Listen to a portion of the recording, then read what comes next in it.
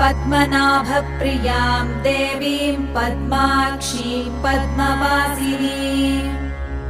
पद्मवक्त्रां पद्महस्तां वन्दे पद्मामहर्निशम्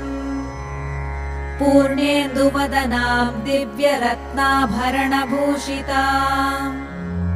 वरदाभयहस्ताढ्यां ध्यायेच्चन्द्रसहोदरीम् इच्छारूपां भगवतः सच्चिदानन्दरूपिणीम् सर्वज्ञां सर्वजननीं विष्णुवक्षस्थलालयाम् दयालुमनिशं ध्यायेत् सुखसिद्धिस्वरूपिणीम् हरिः ओम्